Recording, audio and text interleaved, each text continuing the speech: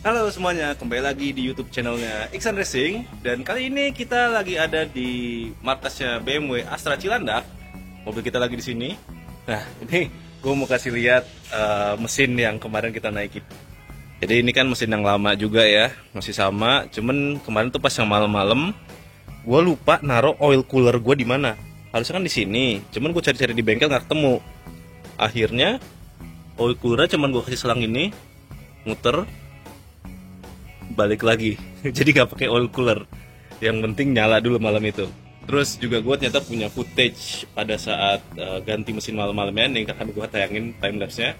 Dan sekarang kita mau ke tempatnya Om Amin untuk kerjain B48 yang versi 2. Oke, kita jalan dulu ke sana.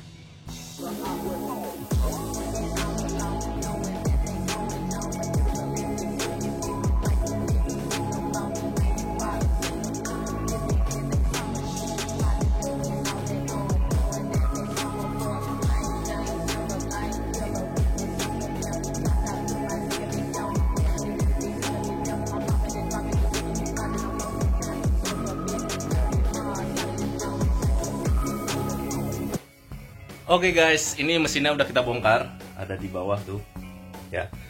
Sorry gue lupa bikin video pada saat ngebongkar, jadi keasikan kemarin ya kan, karena soalnya mesinnya udah turun di bawah. Terus ya kemarin gue ada waktu kosong, gue bongkar-bongkar aja ya. Ternyata gue lupa gue bikin video. Jadi langsung aja, udah kebongkar mesinnya, dan kita akan ngecek satu persatu apa saja yang menyebabkan kemarin mungkin power tidak naik, dan juga ada ngebul di bagian knalpot pada saat angkat gas, dan juga pada saat ya mungkin di RPM yang tinggi ada sedikit-sedikit asap putih. Jadi sekarang kita lebih ke diagnosa apa yang menyebabkan mesin kita kemarin itu tidak perform bagus lah ya. Dan kita akan detail, mungkin ada salah pasang, atau mungkin ada spare part yang gue kurang teliti pada ngeceknya, mungkin udah rusak tapi gue paksain pasang. Jadi kita akan ngecek satu persatu apa saja penyebabnya.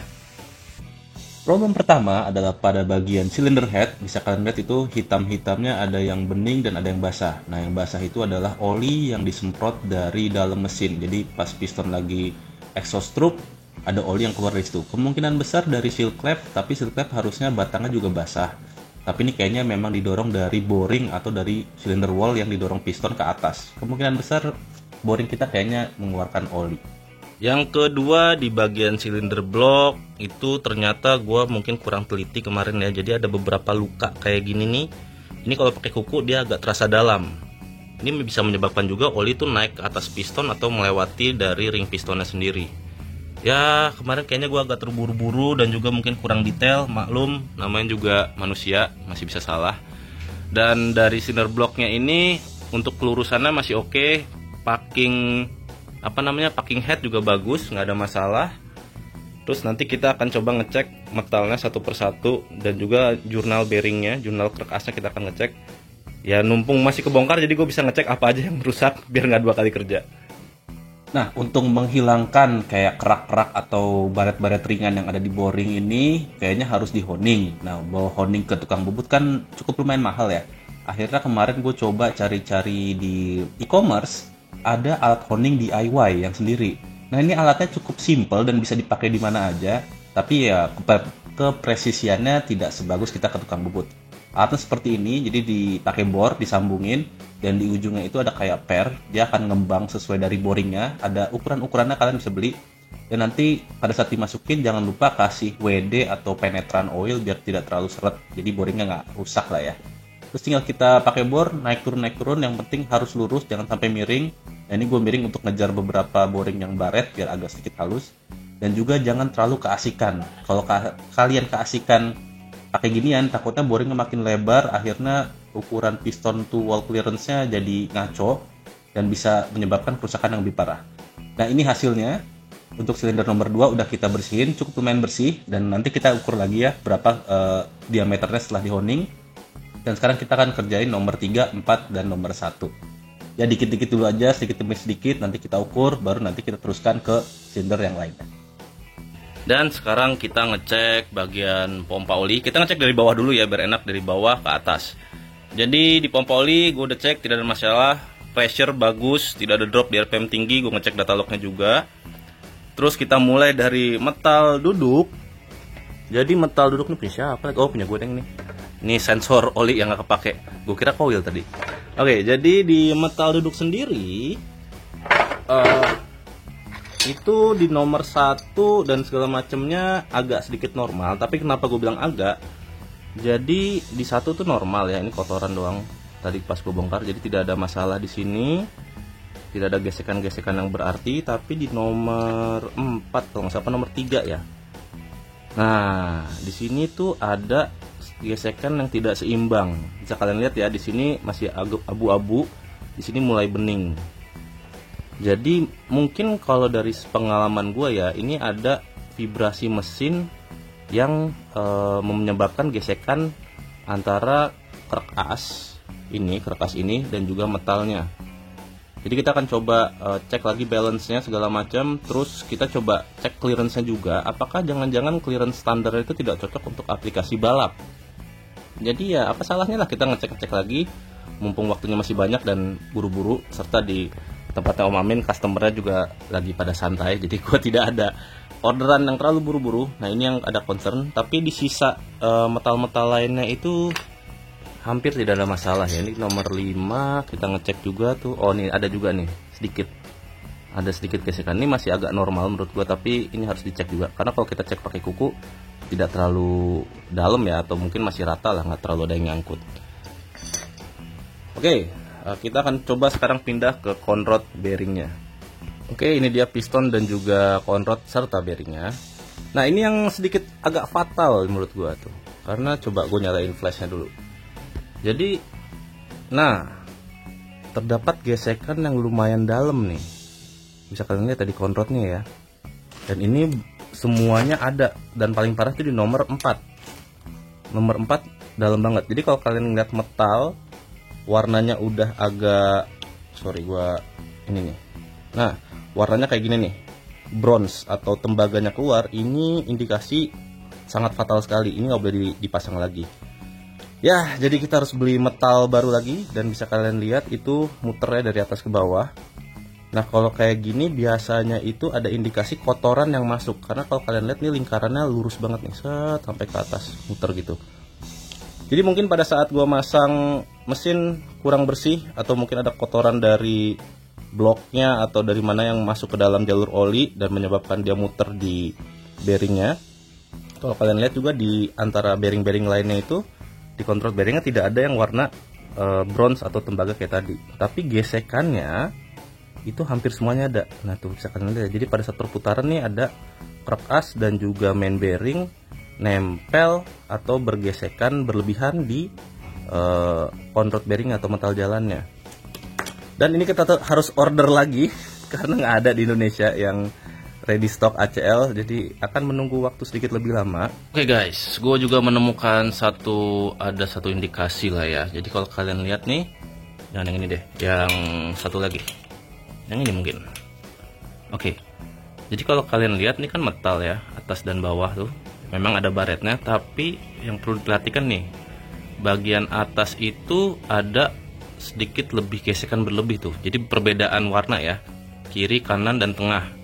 Nah ini biasanya disebabkan oleh eksesif atau cylinder pressure yang berlebihan. Jadi tekan metalnya. Jadi kan piston naik turun tuh, set gitu ya. Jadi pada saat dia gaya yang ke bawah, itu terlalu banyak tekanan terhadap metal ini. Jadi kalau kalian lihat hampir semuanya itu rata. Bagian coba yang ini tuh, mana ya kelihatan? Nah tuh, ini lebih jelas kelihatannya tuh. Oke, jadi bagian tengah yang atas ini terdapat tekanan yang terlalu berlebihan. Kayaknya clearance yang kemarin kita pakai masih kurang, jadi kita akan revisi, kita gedein lagi clearance-nya untuk ada jarak atau safety untuk bagian sininya. Jadi biar pada saat piston turun terkena bus, dia tidak terlalu menekan bagian kerak as atas ini. Jadi metalnya kemakan terus. Dan ini sudah mulai kita rakit, mau coba clearance-nya. Ya mudah-mudahan versi 2 ini berhasil. Gue punya 2 kerak as nih, keras 1, keras 2. Bedanya apa? Jadi yang satu bedanya di bandul ini cuma ada 6, yang ini ada 8. Harusnya yang versi ini lebih baik untuk torsi dan high rev-nya lebih seimbang dibandingkan yang ini. Dan ini juga ada salah satu contoh piston yang retak. Ini kalau kalian lihat nih ada garis tuh, kelihatan nggak? Nah, garis ini dan ini bukan kotor, tapi retak. Nah, ini salah satu kelemahan dari pistonnya BMW, namanya ring land. Jadi pada saat dia kena boost besar di bagian atas, ringnya sih kuat, tapi penopang ringnya nggak kuat nih, ada retak nih, hampir segaris. Dan ini bisa menyebabkan satu, kebocoran kompresi, kedua kalau dia udah sompal, boringnya bisa pecah juga. Jadi ini salah satu contoh, ini piston yang gua bawa beda mesin, yang ini yang akan kita pakai. Jadi so far piston yang kemarin kita pakai di boost tinggi sekitar 1,7-1,8 bar kalau nggak salah kemarin ya.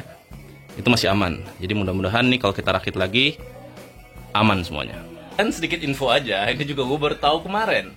Jadi metal BMW B48 yang balap sama yang biasa ya, atau yang orinya di dalam negeri itu harganya beda jauh, lebih mahal yang ori, yang balap tuh lebih murah.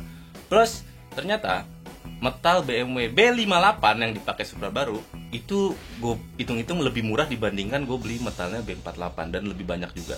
Jadi sekarang kita akan beli metalnya B58, ada spare juga 2, lumayan kalau ada kenapa-napa. Kita akan order sekarang ya, tapi kayaknya mesinnya sih nggak bakal selesai untuk Agustus nanti. Tadi kan kita mikirnya bulan ini selesai, tapi ternyata karena harus ngorder metal ya plus minus tuh sekitar 3 minggu atau 1 bulan lah barang baru sampai.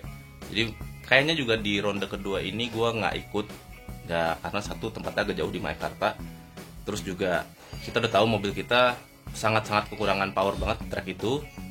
Gue juga nggak mau riskan nanti malah kenapa-napa juga, so kita akan fokus aja untuk ngebangun B48 ini. Anyway, sekarang tanggal 17 Agustus bertepatan dengan IDS ronde 3 untuk Pro 1 dan ronde 7-nya untuk Pro 2. Dan gue di sini tidak menjadi peserta karena sembari mesin kita juga belum jadi ya, jadi sambil nunggu mesin kita jadi, dan akhirnya kita menjadi juri. Nah, kenapa gue menjadi juri? Satu, karena banyak banget pembalap-pembalap senior yang juga udah lama pada turun lagi, pada balapan lagi. Dan juga kalau semua pembalap seniornya turun, siapa yang jadi juri? Ya mau nggak mau gue harus gantian, berhubung mesinnya juga belum siap. Masih nunggu mungkin sekitar 1 atau 2 minggu lagi barangnya nyampe dari luar negeri. Dan ya bukan berkorban, tapi demi memajukan industri drifting bersama-sama. Jadi nanti saatnya gue jadi juri, gue akan jadi juri gantian yang lain main. Mudah-mudahan pada saat nanti gue mau main, yang lain jadi juri. Jangan gue jadi juri terus, oke? Terus kedua, ada bayarannya cuy. Jadi gue ikut jadi juri, lumayan ada fee buat nambah-nambah untuk project kita di B48. Nah sekarang juga mungkin kemarin juga di beberapa, di video terakhir, banyak banget yang komen, bang bikin merchandise bang buat bantu-bantu. Oke, gue bikinin merchandise. Sebenarnya sih merchandise lama ya. Itu baju jersey tahun kemarin. Nih bentuknya kayak gini. Kalau kalian suka, kalian boleh langsung ke Tokped. Jadinya buat ke e-commerce, linknya di bawah ya, di Tokped lah ya. Udah sebut aja ya di Tokped. Kalian order, tapi mohon maaf kalau slow respon karena ya adminnya gua, yang cetak juga gua, yang delivery bukan gua, tapi ya mostly semuanya gua. Oke, jadi sampai di sini dulu episode kita. Semoga semua peserta yang ikut IDS ronde 3 untuk Pro 1 ini sukses semua. Dan juga mungkin abis ini kan seri IDS-nya di Jawa Tengah, kayaknya gue nggak ikut juga ya, itu terlalu jauh buat gue nggak mau ninggalin keluarga gue terlalu jauh juga. Jadi kemungkinan besar kita akan ikut IDS yang di ronde ke-5 sebelum final. Jadi kita akan ikut final dan satu seri sebelum final. Oke? Doain semua sukses dan sampai jumpa di episode berikutnya. Bye bye.